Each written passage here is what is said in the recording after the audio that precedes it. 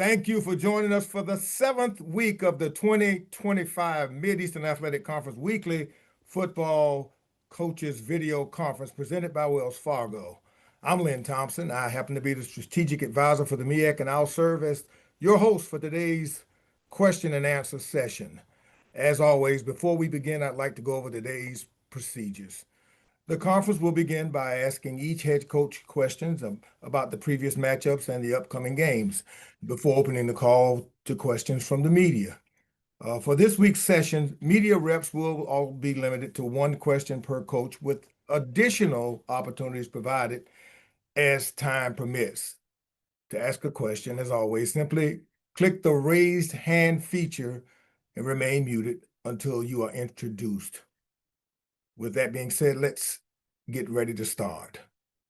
This past week, 4 league teams were in action and 2 teams enjoyed a well-deserved bye week as we continue the final weeks of non-conference scheduling. We inch closer to the ever-important MEAC conference play and the race to the Celebration Bowl.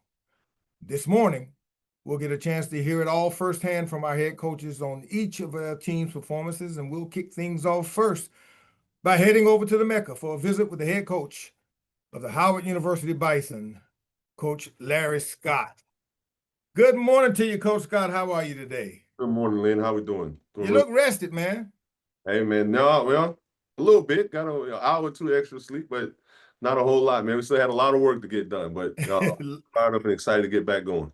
Well, Coach, you talked about what you were going to do last week and getting some rest. You said you were going to enjoy a much needed week off after a tough one last week at Richmond, but you said the week would give you a chance to rest, heal, and handle some student athlete responsibilities and get ready for a very good Sacred Heart team in Fairfield. Yes, exactly right. How was the week off? Really? It was really good. And I think we did a really good job of winning in all of those areas, right? We talked about, being responsible, being accountable to the details and the little things that we're going to ask you to get done. And I think the guys, they had the right mindset and mentality towards what the bye week was. They understood what, we needed to get done.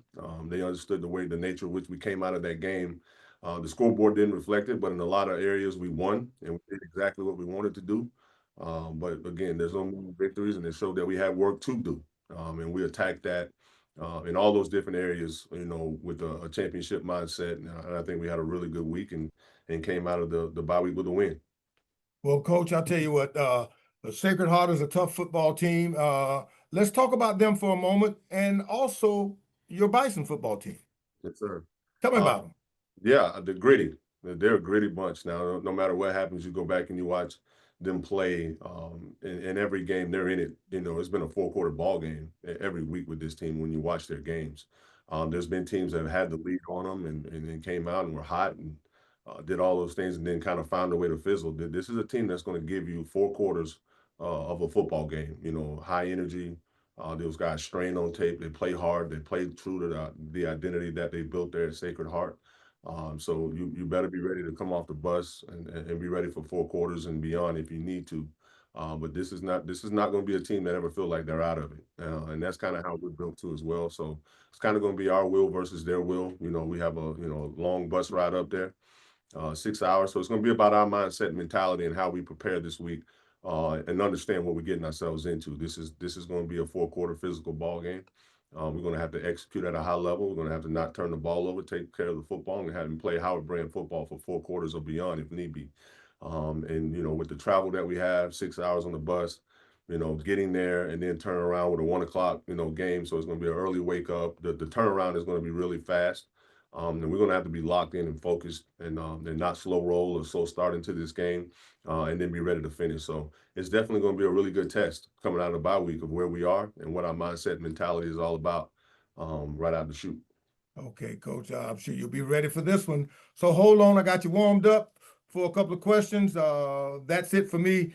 As a reminder, please use the raised hand feature and remain muted until you're introduced. Also, please limit your questions to this one for Coach Scott this morning. First question for you, Coach, comes from Wayne Cartwright. Wayne. Good morning, Coach Scott. How are you today? Wayne, good morning. How are you? Doing very well. So, Coach, You guys have been playing really, really good defense over the last few games, and also you guys have been excelling in that run game. My question for you today is, over the bye week, have you guys really talked or discussed a little bit about how you can utilize your passing game a little bit more in terms of, one, yardage, but also just using it a little bit more to supplement that good run game that you guys have had? Yeah, that's a really good question, Wayne. I'm glad you noticed that. And I think anytime you take a bye week and you take a pause, you actually go and you look at you extenuate the positives, right? And continue polishing and continue working and continue emphasizing those, and then you attack your weaknesses, and some of the things that you want to see some improvement in. And so that's exactly what we did, as far as being able to match that up and play a complementary style of football. But the thing about the passing game is you got to throw and catch. You got to do basic things really, really well. So we kind of went back to the drawing board just on some basic installs and some basic fundamentals and route depth and efficiency and those type of things that way. So yeah, we definitely is an area that we want to put some focus in an area we want to see some improvement in as need be. The thing I kind of kicked myself about in that last game, we ran the ball 53 times. I should have probably ran it 55 times.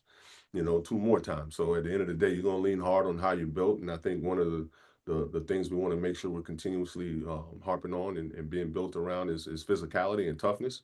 And the way you do that is you make games, line of scrimmage games. And we're going to continue to do that. And we'll let the pass game come as it needs, to help us win.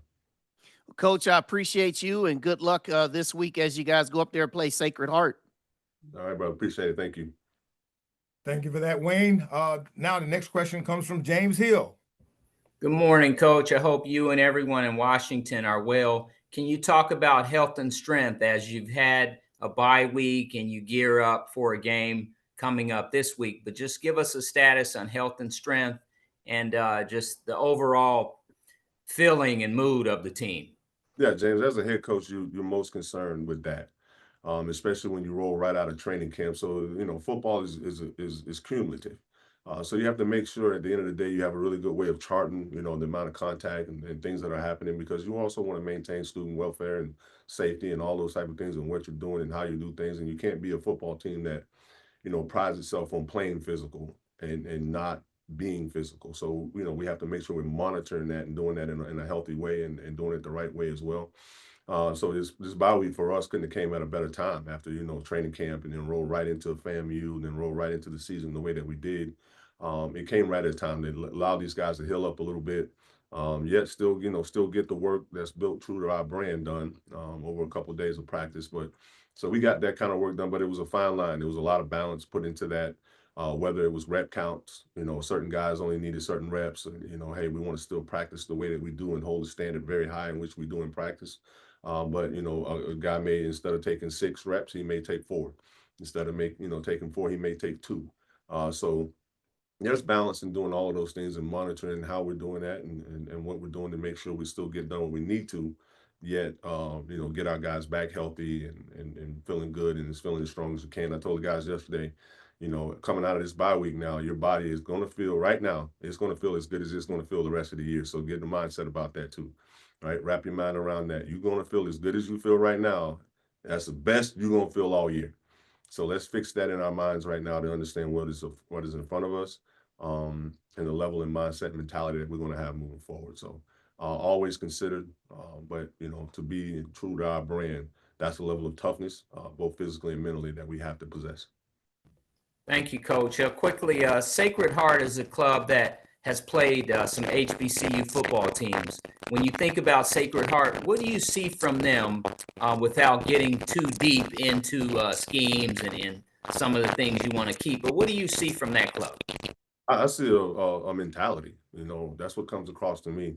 Again, like I said, they never feel like they're out of it. There's teams that have come out and just kind of exploded on them early. And these guys just kind of weathered the storm and fought all the way back to win a lot of those games too, not just get back and make them close and tight. I know they lost in a close ball game this weekend, but it's been like that week in and week out for them. So they're a team that's going to test you. Their team is going to be where they're supposed to be. They play with a high level of detail and they do what they do, but they're going to test you because they have a will to win. And it seems like that will never shuts down. They never feel like they're out of a game or it's going to be a 4-quarter battle. And we better respect that, understand that that's what that's about. that's what we hold ourselves true to too. So it's going to be our will versus their will. And the thing about it, like I said, it's going to be a fast turnaround. We got to come off the bus humming, ready to go, and make sure we're built to last and go all 4 quarters. Thank you, Coach. Have a blessed week. Thank you, sir. Thank you so much, James. Our next question comes from Dr. Kenyatta Cavill inside the HBCU Sports Lab. Thank you, Lynn Thompson. This is Kenyatta Cavill, Dr. Cavill's inside the HBCU Sports Lab. Good morning, Coach Scott. Doc, how we doing? Good to see you, sir. It's good to be seen. I appreciate that. Been out trying to make it happen. I was up in your part and gave you a call, but I'm sure you were taking care of business. I was up there for a Dean's Conference with the HBCU R2, R1s. So just gave you a ring. I didn't know if I'd be able to catch you. But besides the point, what I wanted to ask you a little bit about, whether it was there in person to check on you or whether it's now, is when you look at Sacred Heart, their last 3 games, they've been able to put up 30-plus points. But your defense, as talked about a couple of weeks ago, has been very stout and probably one of the mainstays of what you're being able to do with your team. What do you see in terms of that matchup of what your defense has to continue to do to dwarf offensive schematics that put up points? What do you want to see them do in this matchup, or what do they have to do in this matchup? Man, look, just play true to our identity. It's not about what they do; it's about what we do. It's about how we're ready to play. Are we playing with the level of detail and level of physicality and all of those things that we talk about, putting our body on people and tackling and doing those things. So this is more about us than what they do schematically. I mean, obviously we have to come out and recognize formations, get lined up on the right people, get in the right calls, execute the calls, and do that type of things. But the thing that I love about what we've been doing defensively is playing a style of play, playing very physical, striking fear, which is what our defense talks about doing, and being able to hold true to what that is. And that's all we're going to lean on. Nothing's going to dictate us being able to play true to our identity. And as long as we go do that, we're going to feel like we always give ourselves a chance to minimize slow down offenses to win. And so that I don't think anything different from that standpoint of whoever it is that we're playing. It's about us, and we got to raise our level of the standard and raise our level of the identity and play true to it and hold to it each and every week. And that's a hard thing to do. So the challenge is always doing that, and we make it harder on ourselves here Monday through Friday. Then we hope opposing teams will have a chance to do on game day. So it's about the standard that starts higher. You started yesterday in yesterday's practice, and will be maintained all the way through to game day. So it's really about us just playing our style of play in the way we want to do it and dictate things the way that we want to our team. So guys just got to raise that level and be ready to go do that. Mr. Lynn Thompson, can I have a quick follow-up? We got time for a short one. Yes. Just wanted to ask you if you could say one thing about your defense. What are they really doing well? Striking fear. It imposes a lot of things, but that's identity. Perfect. All right. Thank you, Coach Doc. Scott. Thank you.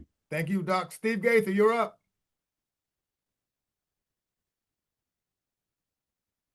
Unmute yourself. Hey, Coach, how you doing this morning? I'm doing well, man. How you doing? Doing well. Obviously, as you said, it's about you guys and what you guys are going to do. But the last time they played a MEAC team, they hosted, and, there were some things that went on before the game. Obviously, you're a veteran coach and you got your team prepared to play, but kind of being wary of those types of things. It's going to be a hostile environment, of course. Yeah, I mean, we're a traveling group. We only play 4 times in DC, let alone playing at home. So we're a traveling group. We understand what that takes, and we kind of have a submarine mentality when it comes to that. We kind of insulate ourselves. It's all about where you place your energy, where you choose to put your energy. We want to place our energy on winning, place our energy on execution, place our energy on ourselves, and being accountable to each other, and really not play any of that attention as it pertains to what matters most in the game. So we spent a lot of time this offseason and all those type of things focused on building that type of mentality, as we've had some experience before that kind of led to other things. And so that was part of the development of the hard reset of our football program too as well, learning how to rechannel and refocus our energy into things that matter. And that's playing winning football. And so if anybody tries to, that's a spirit of distraction, keep it away from you, focus our energy on us. And pay attention to the things that we need to do to win the game and go change our clothes, take a shower, get on that bus and go home. That's all that's going to be our focus. Gosh, appreciate it, Coach. Good luck this week. Thank you. Thanks so much, Steve. Coach, that's it for us. You can get back to work today. Thanks so much for giving us your time today. Howard University is going to be back in action this week on the road at Sacred Heart, Saturday, October 11th at Campus Field in Fairfield, Connecticut. 1 p.m. kickoff on ESPN+. Let's roll on over to Durham, North Carolina. We're going to talk with Trei Oliver, head coach of the North Carolina Central Eagles. And I see him right there. Good morning to you, Coach Oliver. Good morning, Lynn. How you doing this morning? Doing good, man. Doing good. Coming off a big road win over East Texas A&M and averaging over, 50 points a game during your 3-game winning streak. That's got to be encouraging. You had a little time off. What's the main focus this past week for you and your 4-2 Eagles? Well, we're at the halfway point right now, so we kind of wanted to let the guys get away and reset. The coach has got a day or two off, and we're able to focus on recruiting.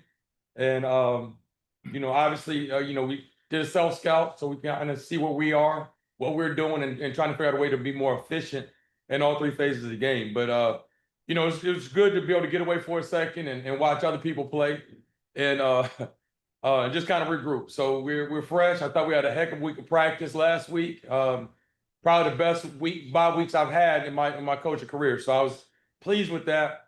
And I like the guys' energy and their level of focus. So excited for the week to get prepared for those Rattlers. Okay, Coach. Well, let's talk about that because your full attention now is focused on FAMU and a trip to Tallahassee this Saturday at Bragg Stadium, which is a tough place to play. What concerns you most about this matchup? Plus, after the matchup, you get another week off, right? That's it. Right. Well, we know we played the week 0 game, so we kind of got started a week earlier than everybody else. But, obviously FAM is a storied program and traditionally a championship program. And, when we scheduled this game, it was right after they came off their championship celebration season. So we're excited to play those guys. Like I said, they're a good football team. They are very long and athletic. This is one of the more athletic teams that we have on our schedule this year. And, they're a seasoned group. I think they have over 50 transfers on their roster. So obviously it's going to be a long travel day to get down there. And then Bragg Stadium is a tough place to play. So we're going to have to come in there and the guys are going to be ready to roll. We cannot get off to a slow start and try to keep their fans out of the game and limit the mistakes. And hopefully we'll come out of there with the W. Okay, Coach. That's it for me. Hold on just for a minute. Questions from the media. As a reminder, media, use the raise hand feature. Remain muted until you're introduced.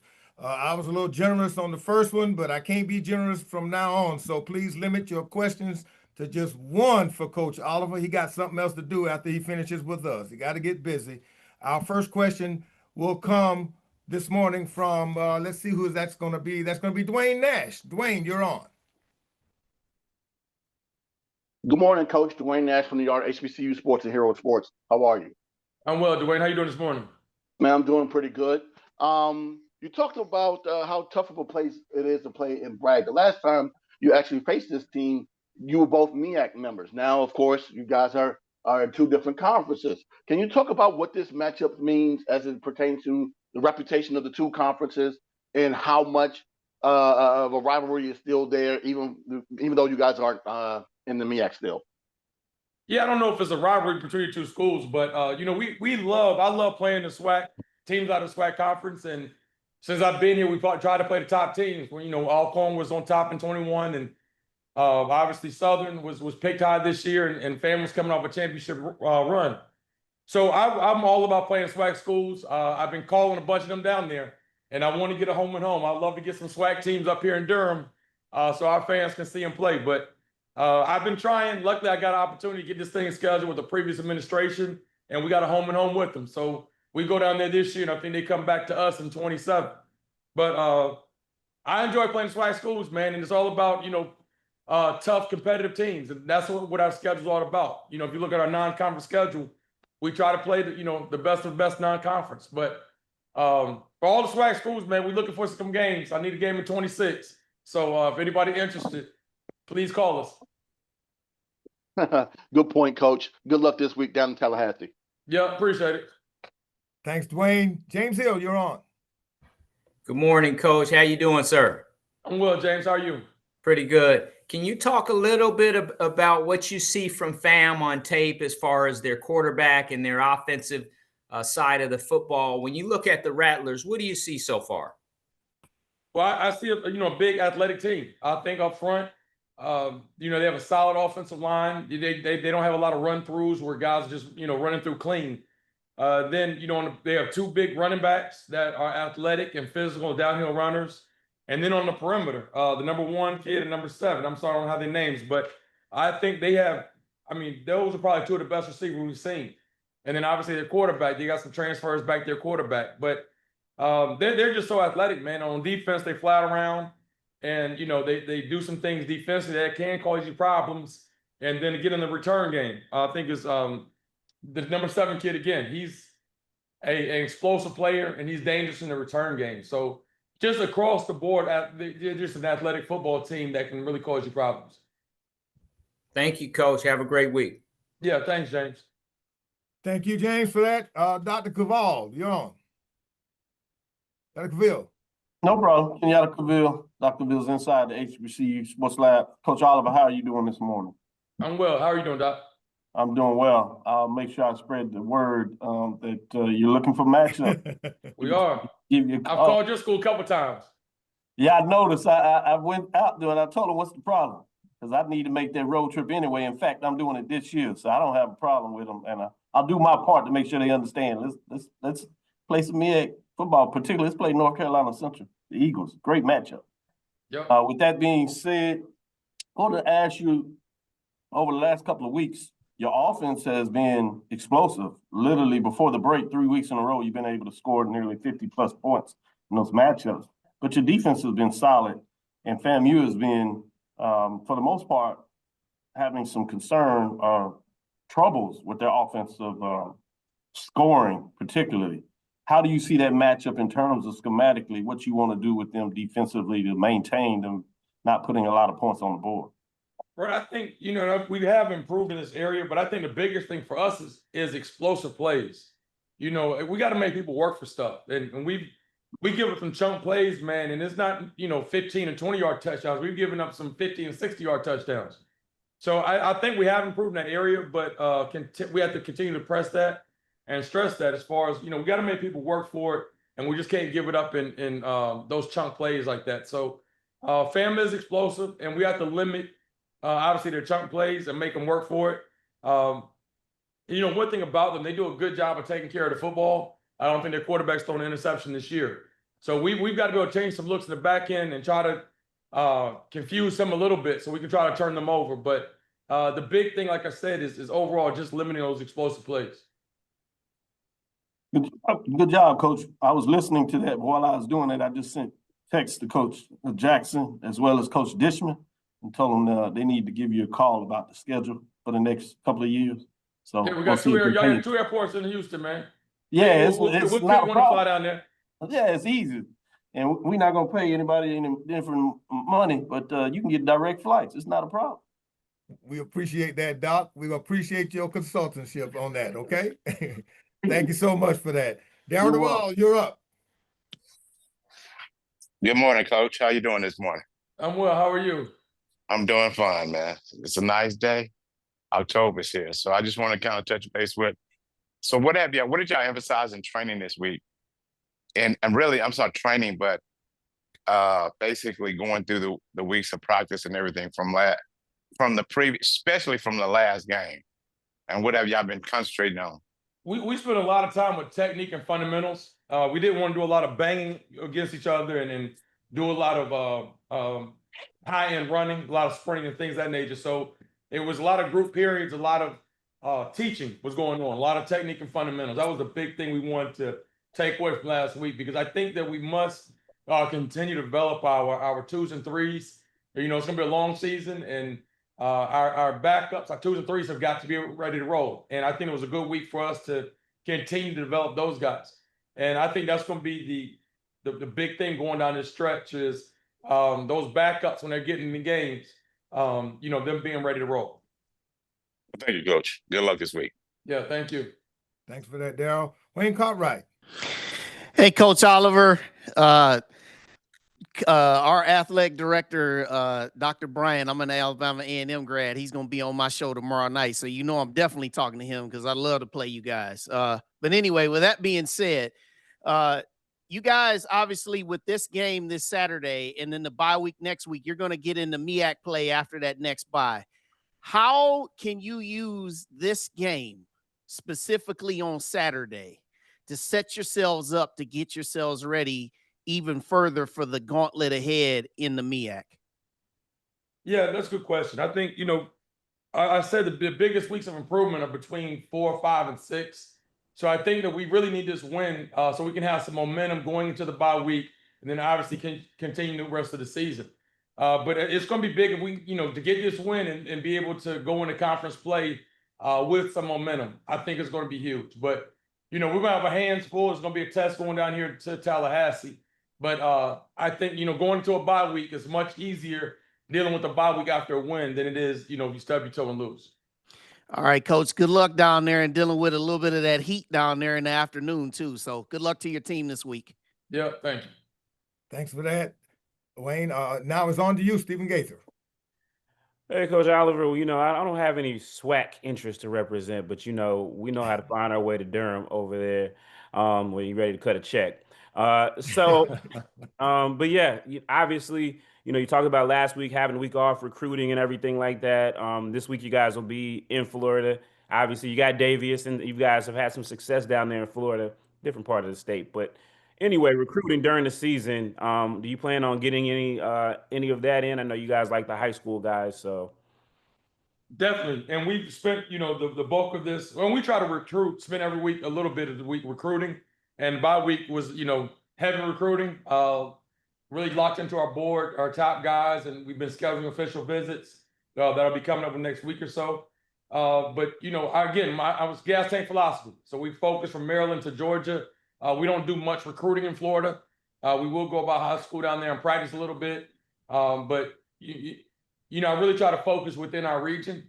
And I think, you know, being financially responsible from a recruiting budget standpoint, you know, is huge. So we stay within our region, but recruiting has been on top of our priority list this bye week.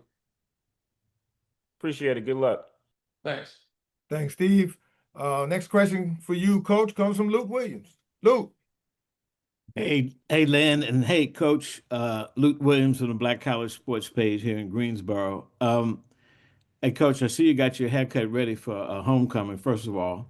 But other than that, I want to ask you, with that week off, you talked about getting a chance to look at other people. Talk about, I noticed that your guy that played for you, Torricelli Simpkins, he started and played all of the game for the New Orleans Saints this week. I know Jamari Taylor, who played for you, went up to Virginia. He's had some big games. I think he scored the winning touchdown in overtime for the Cavaliers this week. And then, obviously, Brandon Cotrington. What I wanted to ask you is just talk about your relationship with those guys. Is it affected by the fact that some of them have gone and pursued other things, or these are guys that you keep up with and maintain a great relationship with? Well, yeah, we try to keep up. Both of those guys, all those guys are busy like myself. So when we get opportunity to text, you know, it is good to keep up with them. But, you know, we still have a Devontae Walker that played here as well, transferred to UNC Chapel Hill. Corey Bullock transferred. He's with the Baltimore Ravens.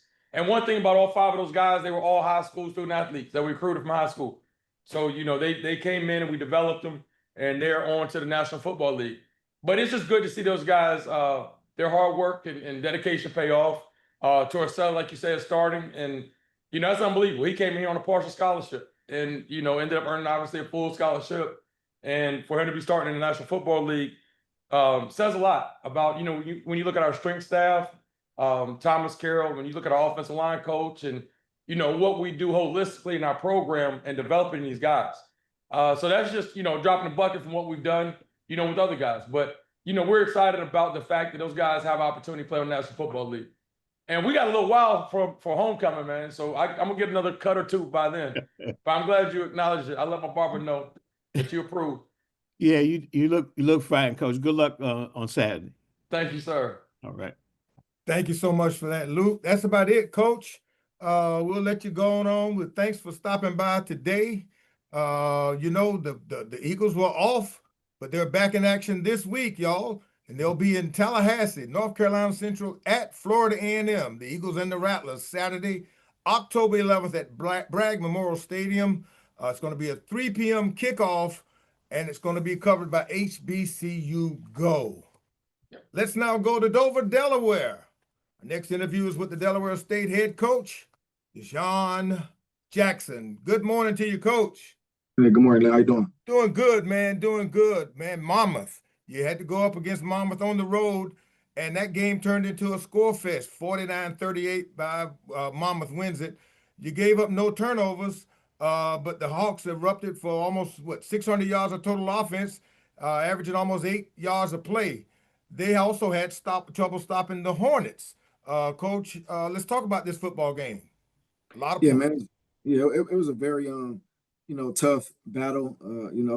Hats off to Monmouth, did a great job there. Number 12 team in the FCS conference. We knew the challenge at hand, right? We came into that and knew we had to compete. One of the top offenses in the FCS conference as well too. So we was up against the odds, but we went out there. I'm very impressed with our guys. Our guys fought to the end. We was down 14 points in that game, and never tucked our tail. We just kept fighting to the end. And at the end of the day, I'm just happy where we're at right now. We're always trending on the way up, and we'll do a better job. Moving forward and taking care of our business day in and day out. Coach, you answered the question I was going to ask you about. What did you learn about your team? But you've got a chance now to return home to regain much needed momentum against Southern Connecticut State. What's going to be the focus in game prep and practice this week as you prepare to play at home?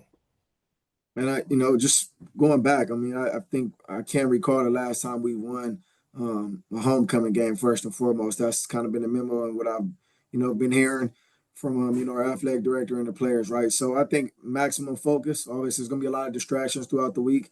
HBCU homecomings are very distracting, a lot going on. So just the level of discipline, the level of focus through our guys, and making the main thing. We need to win. We're on a 2-game losing streak. Obviously, it's been kind of tough on the road. We're 1-3 on the road, so 2-0 at home as well too. So we're just excited for the opportunity to play in front of our home fans, and do some great things again and get that momentum back going. Okay, Coach, we're going to be watching out and looking out for that. Hold on just for a few. We've got some questions, and for the media reps, use your raise hand feature. Remain muted until you're introduced, and limit the questions to just one each for Coach Jackson. With that in mind, our first question comes from you, the Rat, Wayne Cartwright. Hey, Coach Jackson, good morning to you, sir. Yeah, good morning.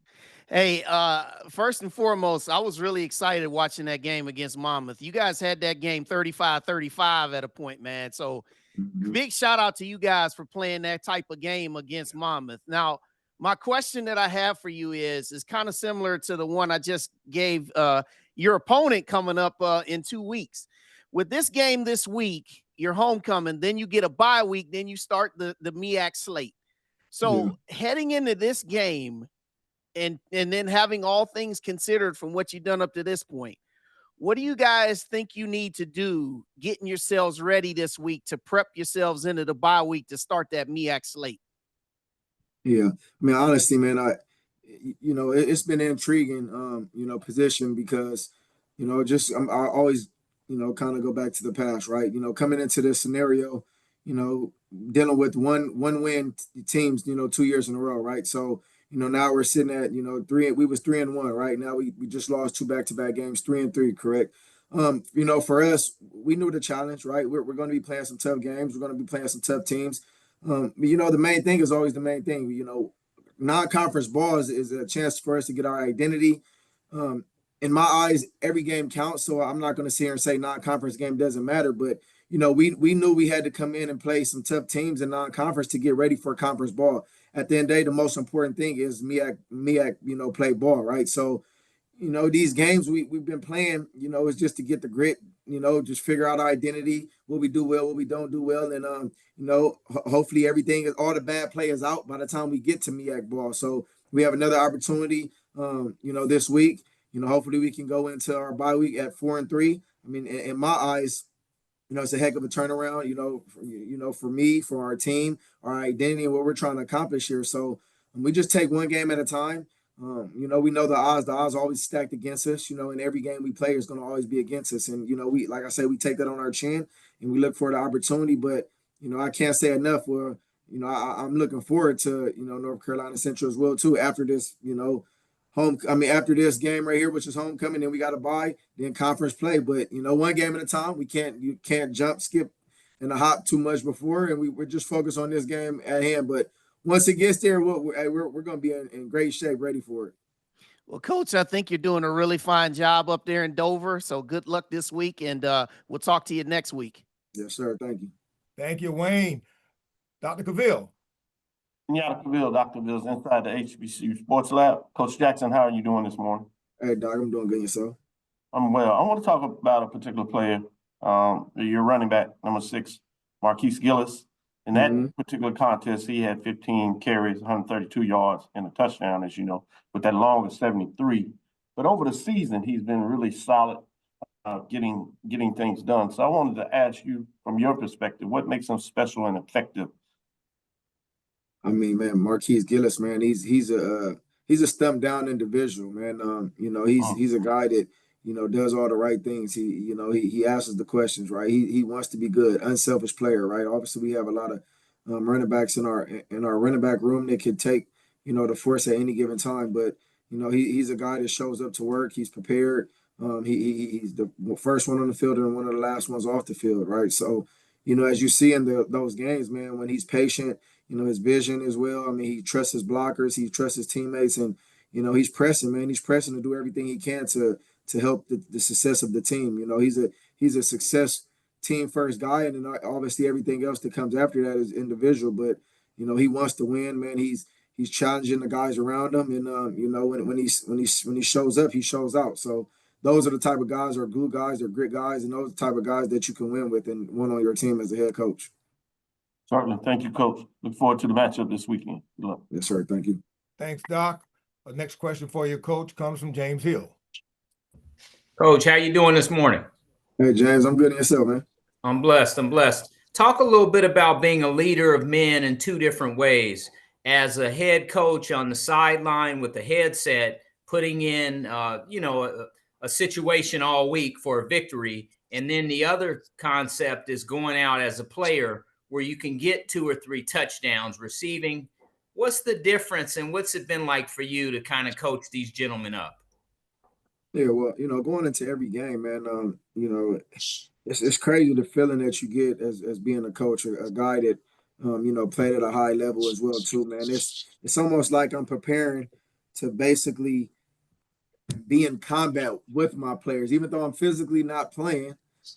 In my mind, it's physically like I'm going to battle and to work every day with my guy, with my soldiers, right? And it's crazy you asked that, because this week on the field before the game, I say, man, y'all boys don't know, man. In my mind, I'm suiting up with y'all, man. In my mind, I'm out there playing the game. Obviously, I can't affect the game, but in my mind, man, I'm out there and I'm trooping with my guys, man. And I think it's just a great feeling for those players to feel like, man, you got a head coach that trusts and believes in you, and everything you're doing, you're allowing them to be themselves. You know what I'm saying? So, you know, I don't expect no man to be perfect. I've expressed that to y'all before. The biggest thing for me is effort, man. You got a will to want, you know, you got to put the effort out there. Energy is everything. You know, we speak on energy, you know, within life. I mean, when you have positive things and you speak on positive things happen. The moment you start creating negativity and, you know, bickering with each other, fighting with each other, then, you know, bad things are going to happen. So that's what we preach. You know, it's unfortunate I can't affect the game like I would love to, go out there and score 3 touchdowns. But at the end of the day, when my boys are playing at a high level and they're having success, I'm having it as well too. And then even when we don't have the success, you know, I'm enduring it with them as well too, with the pains and, you know, the struggles as well too. So, I mean, it's a thin line between it, but everything we do, you know, is all to win football games. Thank you, Coach, and keep up the great work you're doing. Yes, sir. Thank you. Thanks, James. Darryl Duvall. Good morning, Coach. How you doing this morning? Hey, Darryl, I'm good. And yourself, brother?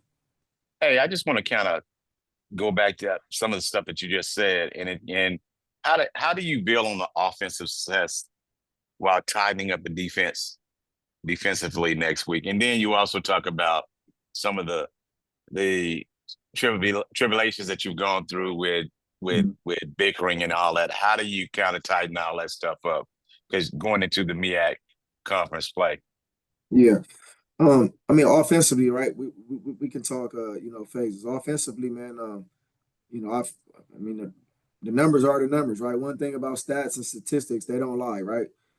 Number one offense, right? We hold that heavily, right? We have the crown for that, and we have it for a reason. When we talk about rushing the ball, when we talk about scoring points, right? Total yards, like all that stuff, man, we're doing great in, right? In the pass game, we could clean it up. We know that, and we're going to keep challenging our guys to clean up in the passing game.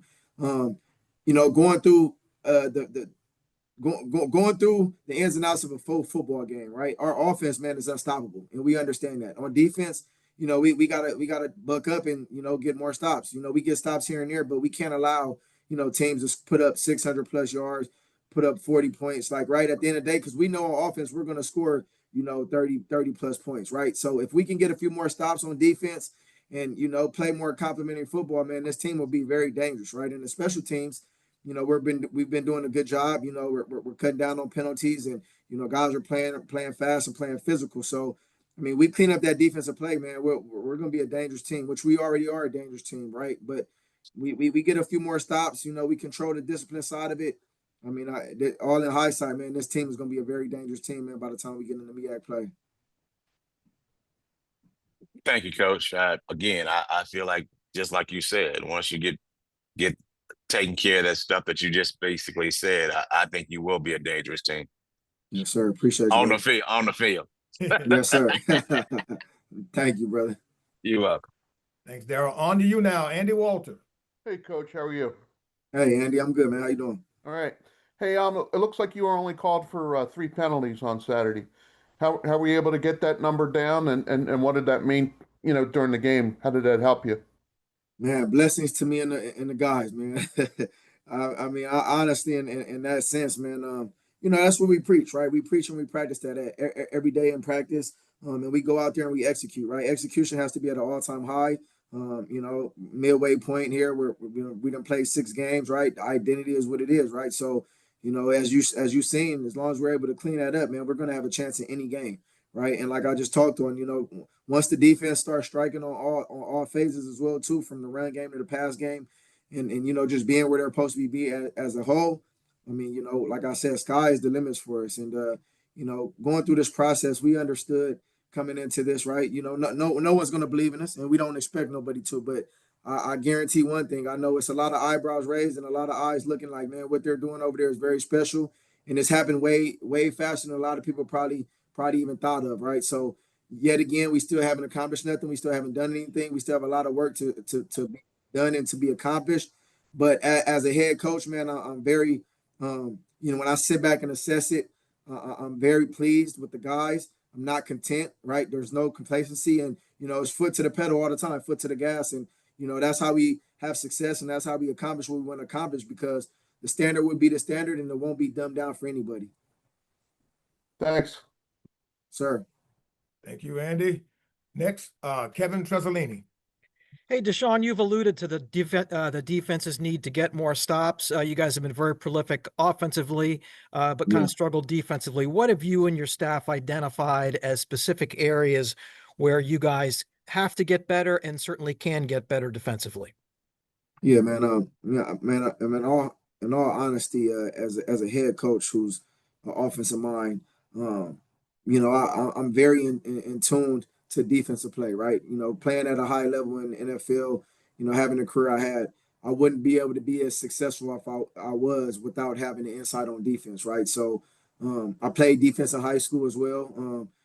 And for me, man, it's just making it simple, right? I think at times, and specifically defensive line and linebackers, right? And then the cornerback position as well, too. I think our safety play is maybe the strength on our defense right now, but the D line, the linebackers, and the corner play, just really making sure they're in position, right? Making sure guys are in the run fit.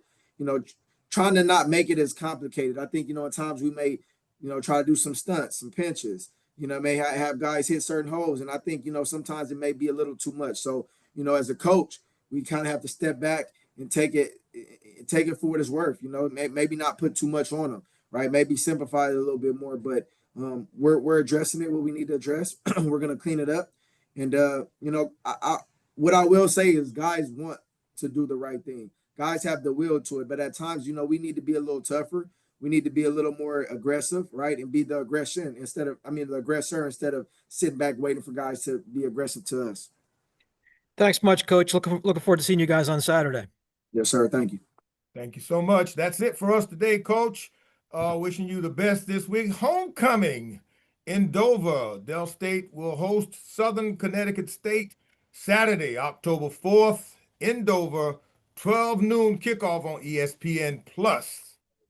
Our next interview of the morning happens with Norfolk State head coach Michael Vick. Good morning to you, Coach Vick. Good morning. How you doing? Doing good, doing good. Coach, the Battle of the Bay was a good one. You built an early lead in the Battle of the Bay, just couldn't hold it, and you lose a close one, 41-34 over at Hampton. You put up 34 points. Spartans are putting up a lot of points. What were the keys to this game in your opinion? Yeah, I think for us, the key to the game, and, you know, as I went back and watched it, it all boiled down to the amount of penalties that we had and the two turnovers that I think we had. You know, you take those two factors away, I think we get out of the stadium with a win. But unfortunately for us, you know, we put ourselves in that position. And so our guys have to learn not to put themselves in that position, to play with more focus and more discipline and more detail. And so it feel like I'm singing the same song every week. But, you know, they got to learn. And we got to keep coaching them on it. So, you know, eventually we'll find the ones who's going to do it the right way. That's all I can say. Coach, it's a process. And as this Absolutely. process continues, it also takes you on a journey. And that journey takes you to Wofford of the Southern Conference this weekend. Tell us about Wofford, what you found out about this ball club, and how has yours responded so far after the setback from Saturday in your meetings? Yeah, I think in terms of Wofford, they're a very disciplined football team. You know, they're going to come out and play the way they play. They're not going to try to be fancy. They're going to line up and play you and make you beat them and make you put yourselves in a position, you know, to have bad plays and make bad plays. So I think for us, it's about believing in what we do, being disciplined, being detailed, being more focused in the moment and not being, you know, anxious or you know, overzealous to make things happen. I think we get caught up in that, especially early in games, and you know, it's cost us at times. And so I got to continue to hammer the details and the focus. You know, when you're in the moment, without a doubt. Okay, Coach, hold on just for a second. We've got some questions coming to you from the media. As a reminder, media, use the raise hand feature. Remain muted until you're introduced, and let's limit your questions to just one for Coach Vick. First question for you, Coach, this morning comes from, let's see, Wayne Cartwright. Wayne. Coach Vick, good morning. How are you? Morning, Wayne. Coach, so you guys with two more turnovers, that brings your you guys have committed 12 giveaways this year in opposition to only taking the ball away 5 times. And in this game, you had 17 penalties for 158 yards. And even with that, Hampton also had 13 penalties. So with the way this game was played, it seems like it's been almost a little bit of a similarity to some of the previous ones you played. So with all this said, with the penalties and the turnovers, heading into Saturday and even into MEAC play coming ahead, what are some of these crucial things that you and the staff needs to do to be able to mitigate these penalties and get that turnover margin tighter? Yeah, and you said a little bit, you know, that it's been a lot. You know, that's been our season. If you go back and recap the body of work, it's been a lot of good, but it's been a lot of penalties and it's been a lot of turnovers. And you can't play football that way. We know that. You know, I tell our team all the time, we can't play the game going backwards. You know, and so if you tally up all the penalties and you tally up the turnovers, we've played the game going backwards and on our heels. And when we do decide to play, we play a good brand of football. But, you know, what we have to continue to teach and preach is that, you know, every play, you know, has its own story. And so, you know, we got to find ways to consistently be focused in the moment and not give the games away. Because right now we're giving them away.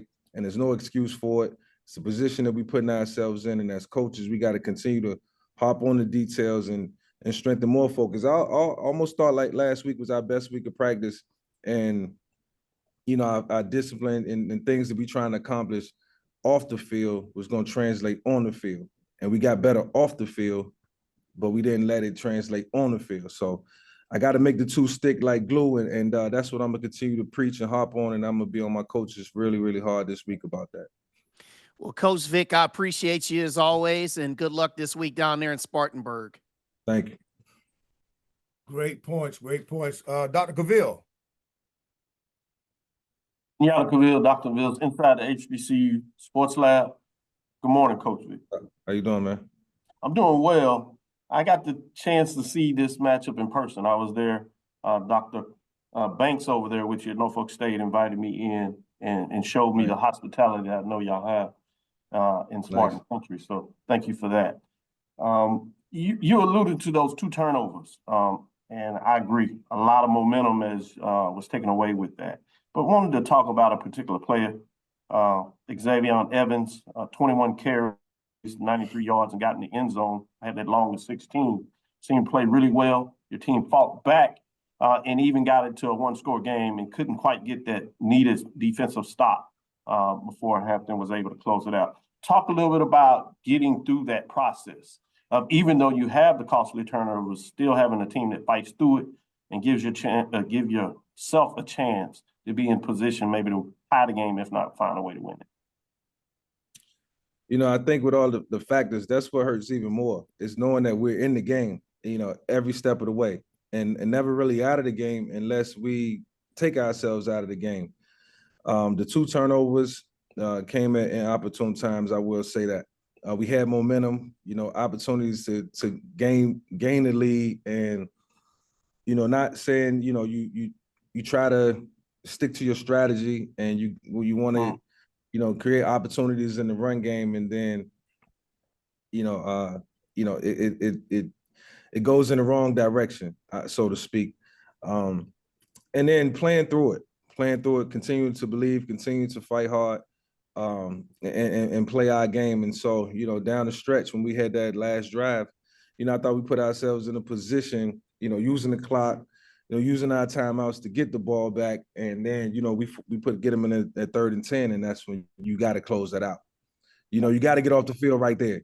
And so, yeah, that was a tough one, but it's up to me to step up and lead and coach off of that moment and make sure with that, when that moment arises again, like we pursue to the ball, we tackle, we recognize what's happening, and we play with a great level of concentration in that moment. And so, got to continue to hop on the details, man. And I'm learning that this is just so important, this group of young men, to make sure that, for 60 minutes, they align their focus. And so, I'm continuing to work on it each and every day, and I look forward to working at it this week. Thanks, Coach Vick, for your specificity, and good luck this weekend. Look forward to the matchup. Got it. On to you, James Hill. Good morning, Coach. I hope you and everybody in NSU Nation are well. How's it going, sir? You're doing great. We're hanging in there. Thank you. I appreciate you. My man. Question, talk a little bit about the difference between playing and coaching. As a quarterback, you can go out and dominate and do what you have to do to manufacture and basically dictate and get a win, a victory. But as a coach, it's different because you're not on the field. Just tell us a little bit about the difference in trying to win ball games. Yeah, at the end of the day, it's all about trust. And, as a player, my coaches trusted me with the game plan, the entirety of the game plan, or however many plays we had in the game plan to go out and execute. Also, the other 10 guys I was on the field with, defense and special teams included, and that's 33 people with a responsibility. So, the trust factor, has to be there. And being on this side now, being a coach, it's like I got to trust even more. I got to trust that they understand the game plan. I got to trust that, discipline is going to be primary. And so, while I'm trying to trust that they have their focus, it's still a crazy, experience for me being a former player, being able to see everything more clearly now. But at the same time, got to stay can't get frustrated, got to stay composed, can't get, out of character because, everybody's watching. And I want to continue to lead, from a positive and encouraging standpoint. But sometimes it's just hard to do that. You know what I'm saying?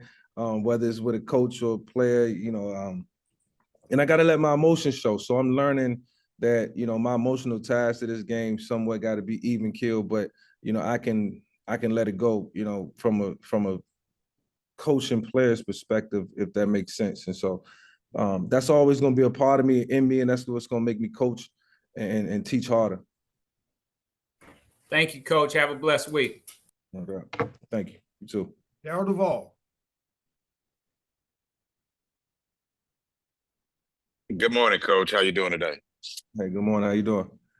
Pretty good. Hey, I just wanted to kind of just follow back up. Coach, this was another offensive shootout. What do you see from your offense that you like most? And I mean, that's the offense, because you are an offensive person. Yeah. Offensively, I can kind of look at the makeup of our offense, and we always, have good stuff in our offense going into each and every week versus what, the opposition gonna do. We always feel good about our plan. I think the only thing we do is we create bad negative situations for ourselves, whether it's, just through turnovers or maybe a penalty here or there. And that set us back. Other than that, I like the pace. I like the flow. I feel like our quarterbacks have a great understanding of what we're trying to accomplish, on a weekly basis. And so what we got to do is we got to get that in all three phases and get everybody to be locked in and get everybody to be confident in what they're doing and what the plan is, and ultimately put it all together. But offensively, we got to continue to work hard, continue to get better. I know just from that process, it's about getting better each and every week, getting better up front, first and foremost, and understanding what the opposition is going to try to do, and just make sure that they don't duplicate it from the week prior. So I just try to stay on top of that. But pleased with the offense, but they know they got to continue to get better and put points up. Well, good luck this weekend, Coach. And thank you. Appreciate it. Thank you, Darryl. On to you, Stephen Gaither. Hey, Coach. You kind of answered my question a little bit earlier, just kind of into the psyche of today's athletes. Again, you guys have been in, most of your games recently, just kind of, as you said, just kind of found some holes that you kind of fell in. As you guys get ready to get on this road trip and then get ready for MEAC play, like, how are you, how much are you gauging, how your players are still there, or whether they're still receptive, and just kind of, because it's kind of like a turning point for you guys, I guess. Yeah, for sure. I mean, look, this is, opportunity for them to continue to, search for greatness. It's not how you start, it's how you finish. And that's going to be our mantra, and still so much to play for. They also have their pride as well. They got their families and they got themselves. And so, I've never been in this situation where, I've completely given up in football. And, I think we got enough young men in that locker room to stay locked in and stay tight, and got a bunch of young, hungry players as well. And so I'm looking forward to everybody getting the opportunity. We've been teaching these guys since the spring, fall camp, and now, the ones that want to commit, the ones that's going to be focused, the ones that's going to be detailed are going to play. I'm just not going to tolerate anything, because it's issues outside of football that we have to deal with every day as a coach, and that they have to deal with as players. And so you got to merge all that together to be complete football players. And until I find that complete group, those guys that is going to do it right, I wouldn't have to worry about, the question of guys just staying locked in, not giving up. I know the effort is going to be there, full throttle. Appreciate it. Good luck, Coach. Yes, sir. Thanks, Stephen. Final question for you this morning, Coach, comes from Ray Rogers from the Urban Sports Scene. Hey, good morning, Coach. Just a quick question. You have a relationship with guys like Coach Dungy and Jay Johnson. Who are you relying on and leaning on during this tough stretch to give you advice and help you navigate this? You know what, man? At this point, I don't. All my coaches are in season. I may get a text here and there, but I can't rely on my past coaches to get me out of these situations because I know exactly why we're in this situation. I mean, if I didn't know, if we was not executing, on in one phase, or maybe not putting up points, or maybe not being in games, I would have some questions as to, all right, what am I doing wrong? What could I do better?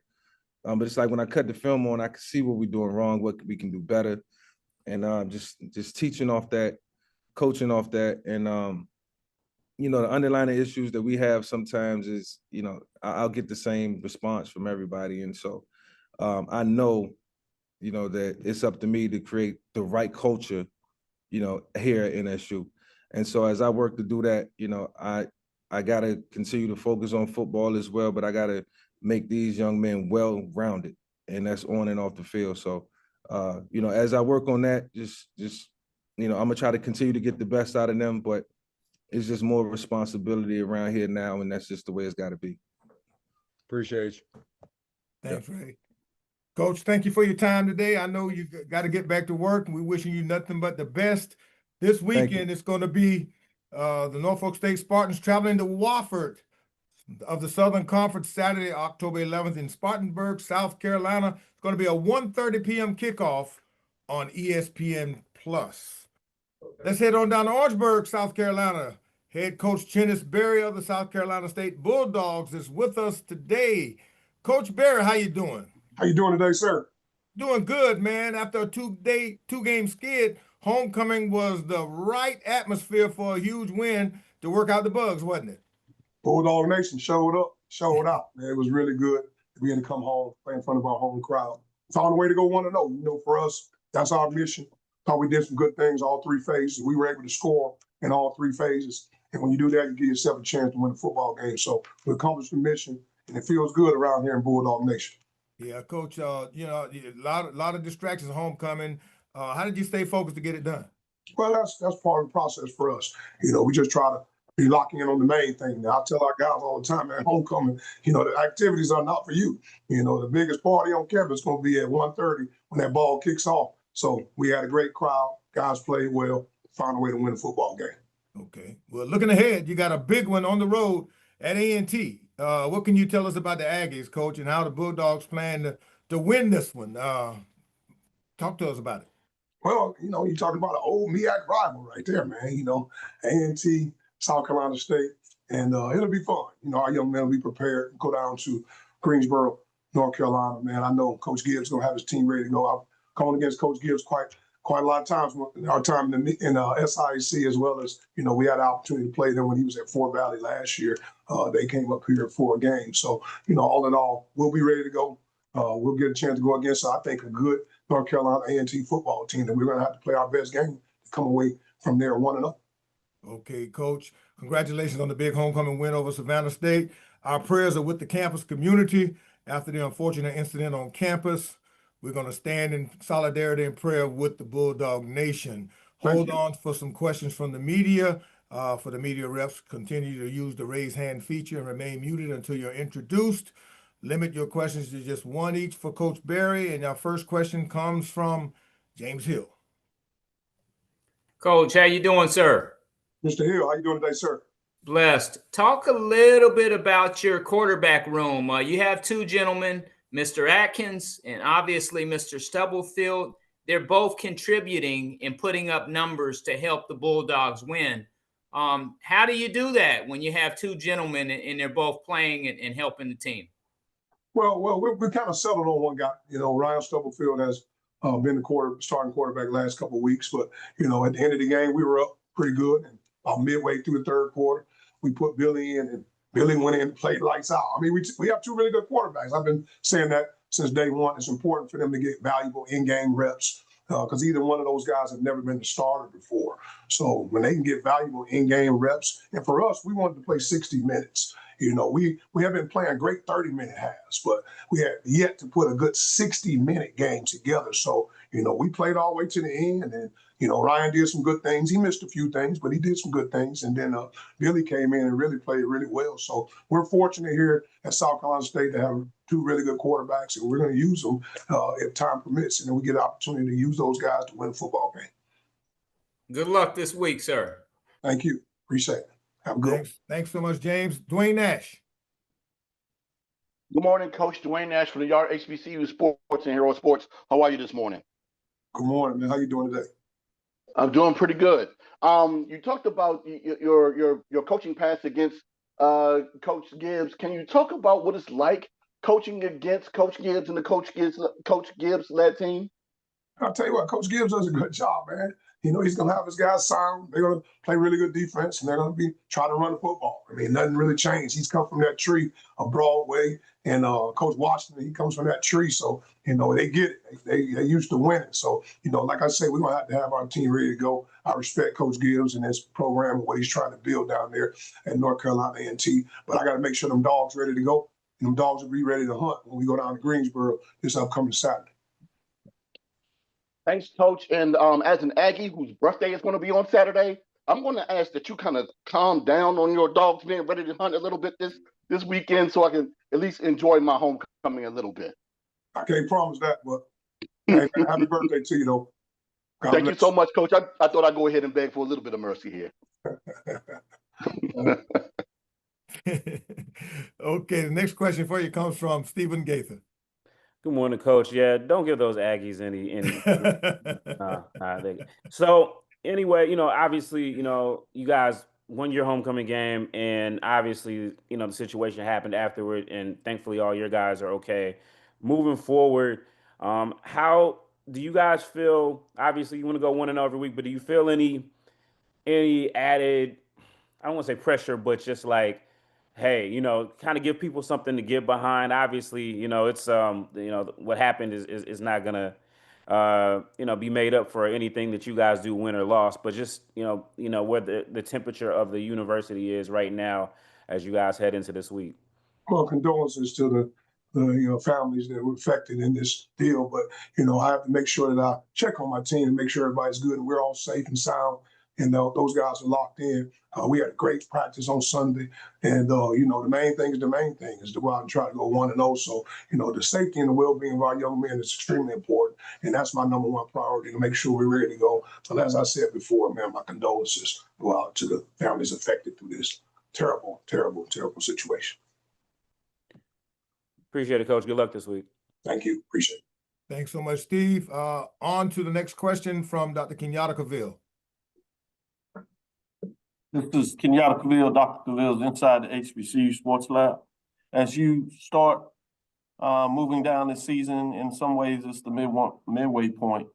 As you do your analysis, where do you believe your team is as you start to move into this next matchup, which essentially after this you get into MEAC play as well?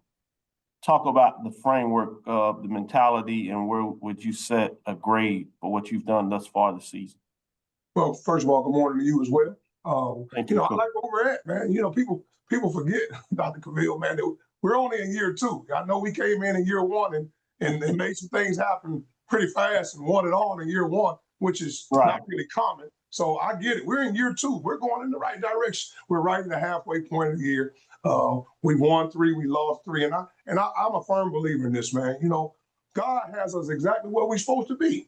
Because if it was supposed to be anywhere else, we would be there. So we are exactly where we're supposed to be. Guys are working extremely hard. They're bought into the process. It's about the process. It's about the culture. And we're still building the culture.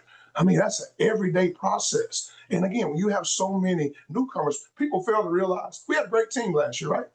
2024, great team. Guess what? We had 1 returning starter coming back on offense and 2 on defense. Where else in America does that happen? So we had to put pretty much a whole new team together. And we're still building this thing, man. And the guys they're so excited. They understand what Bulldog Nation is all about. They understand that there's an expectation around here to win. And we like in an environment like that. The expectation is to win. It was great, man, to see all the Bulldogs come back from homecoming. We had droves and droves of people. They came back, happy families, man. They came back to be able to see their old friends and loved ones, man. It's great to be on the last. I thought about it the other day, Dr. Cavill. I've been on the HBCU campus at homecoming for the last 34 years of my life.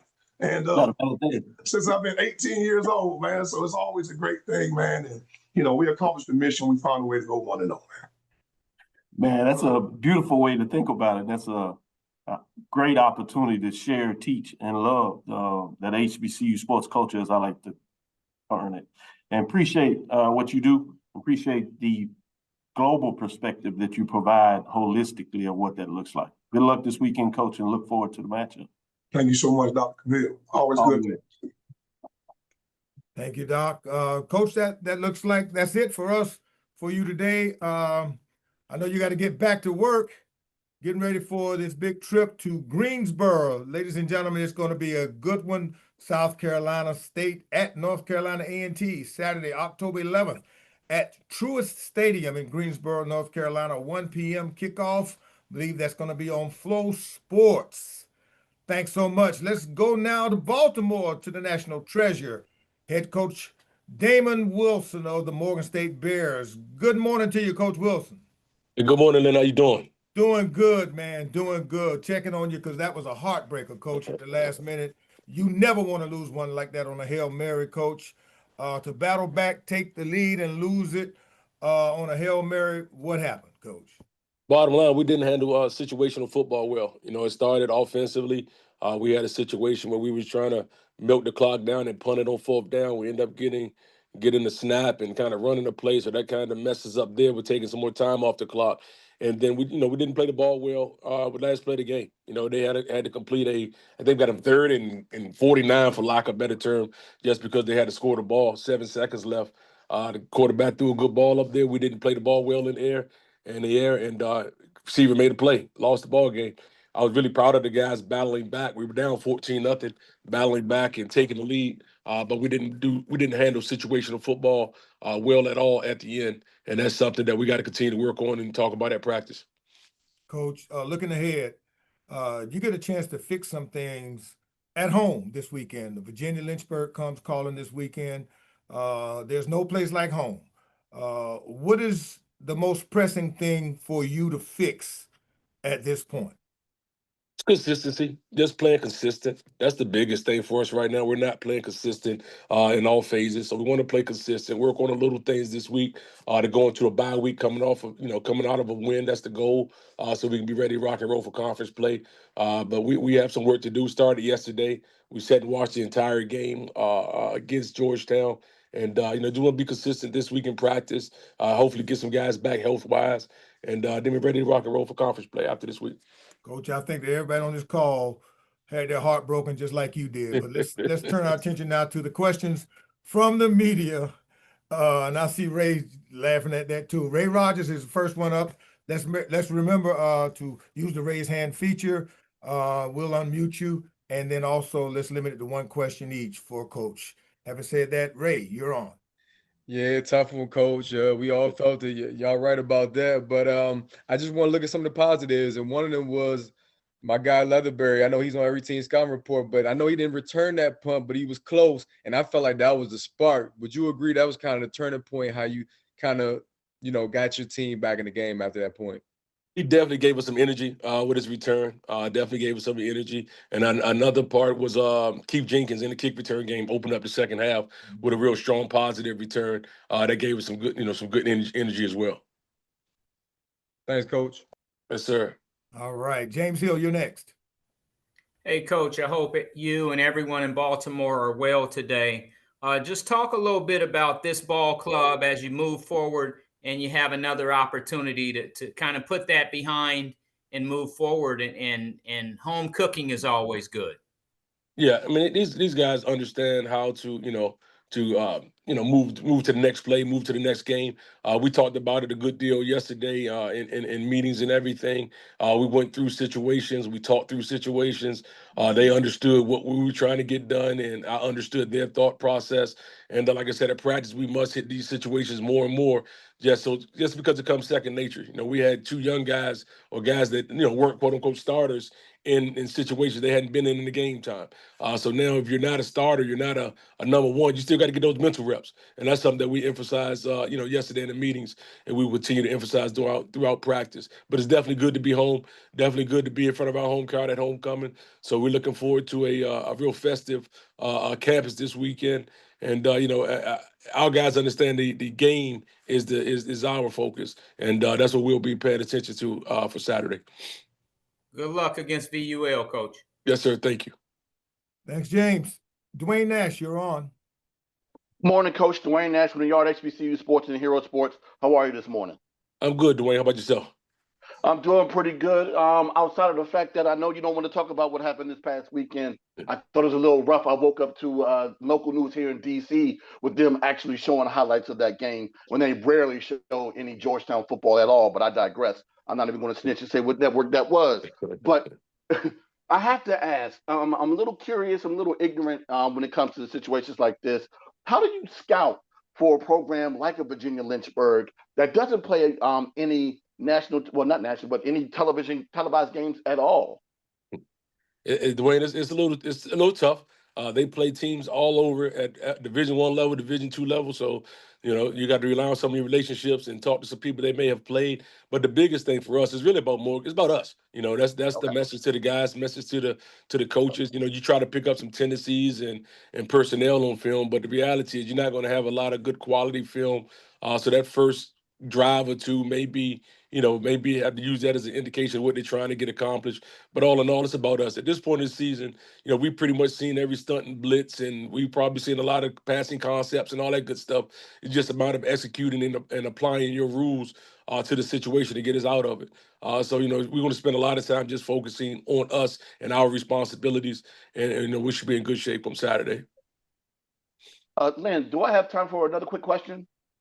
Yes, you do. Yes, you do. We're running a little ahead right now. Okay. One last question, Coach. Tim Newman, the head coach over there at VUL. I know both of you guys have CIAA ties. How familiar are you with Coach Newman? Well, just through the game, we haven't necessarily broke bread together, anything, but just through the, being in the coaching game for a while and understand what he's trying to do at VUL, and we have maybe a conversation a year or so, but I respect Coach and I respect everything he's doing with regard to this program. All right, thanks so much, Coach. Good luck this week at homecoming. Yes, sir. Thank you. Okay, Coach. Next question comes from Darryl Duvall. Good morning, Coach. How you doing this morning? I'm doing good, Darryl. How about yourself? I'm doing pretty good. I just want to say, what is your message to the team after back-to-back competitive games like this one that you just came from? Well, I mean, the first one we came out on a winning end of it, and we finished that one well. And this one right here, we didn't execute like we practiced, for lack of a better term. So understand to never get too high, never get too low, have an even keel. Understand the little things matter. Understand that, hey, if you're not a 1 or 2, you still got to get the mental reps and be prepared when your number's called. There's a lot of messages in this deal here. It's a lot of messages for me as a coach and my coaching staff. There's a lot of things that we took away from this thing with regards to, hey, how many times did we practice this situation, or how many times did we practice that situation? So we had those conversations yesterday, and just making sure these guys are seeing it and hearing it over and over again. So once game time comes, that is not new to them. All right. Well, good luck this week, Coach. Yes, sir. Appreciate Thank you. Thank you. The final question for you, Coach, comes from Kayla Sweezy. Hey, Coach. Hope you're doing well. Just wanted to ask you about special teams specifically and just the impact that you're seeing from them this season so far. At first, we started off a little slow, and now we picked some things up a little bit. I think we had 2 blocked field goals this past week, had 1 last week. We have yet to score on kick return or punt return, but that's something that that's been a mainstay in our program. So we're looking forward to getting Keith Jenkins and Malik and those guys in the end zone in our kick return game. But all in all, not bad. I think our freshman kicker is doing a good job, Alex. He had to go double duty, and then we got Chris back this week. So all in all, I think special teams are definitely are playing well. We're playing with a lot of energy. Got a lot of young guys down there making plays, which is good. We're going to need to play sound special teams in order to have a successful run at the end of this deal. Thank you. Yes, ma'am. Okay, thank you so much, Kayla. Coach, that's it for us. We wish you a very happy homecoming as you take care of great practice this week in anticipation of a big game against the University of Virginia Lynchburg. That's going to be Morgan State against UVL Saturday, October 11th in Baltimore, 1 p.m. kickoff on ESPN Plus. So Thanks, that's about it for this week, y'all. This concludes our weekly MEAC Football Coaches Video Conference presented by our great partners, Wells Fargo. Before the end of the conference, we'd like to thank all that assisted and participated in today's video conference. The MEAC would also like to thank its corporate partners for their continued support of the conference and its elite 8-member institutions. You know, as a reminder, the next video conference is next Monday. That's going to be at 10 a.m. For more information on MEAC football and other sponsored events and sports, visit MEACsports.com. Follow the MEAC on social media at MEAC Sports on Facebook, on X, Instagram, TikTok, and Threads. So let's go on out, y'all, and have a great weekend. We'll see you next Monday. Take care.